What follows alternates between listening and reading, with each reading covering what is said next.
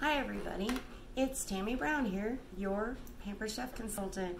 I'm coming to you just with a little bit of a tip, and what I'm using today is my veggie strip maker. If you are making like pie crust and you need to chunk butter, to me that's a pain in the butt. But I'm going to show you a few tips here. Or if you forgot to take your butter out and warm it to make cookies or something, by using the veggie strip maker, it's so quick and easy to do your butter.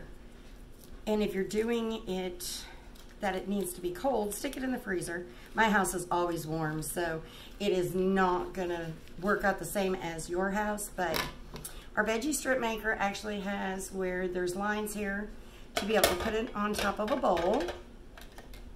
And you're gonna see how quick and easy this is to just go back and forth. And like I said, you could use, if you forgot to take out butter out of the freezer or the fridge for making cookies and you need to warm it, this is a great way. If you need chunked cold butter for like making pie dough, it's a great way to do this, and then you can stick it in the freezer for a little while and it's gonna get colder for you. And that is one of the tips and best ways to make pie dough, is to make sure your butter is really, really cold.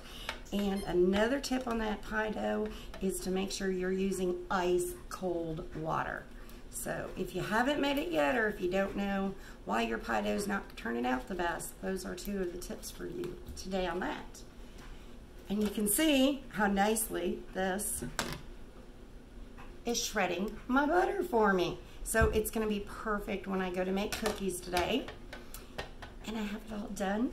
And you guys can do the same thing. Now our veggie strip maker is actually made for veggies, but at the same point, it's not sharp, so your fingers can run across it. But be careful, if you're going too fast, you might end up nicking your finger a little bit. But that is my tip for you today.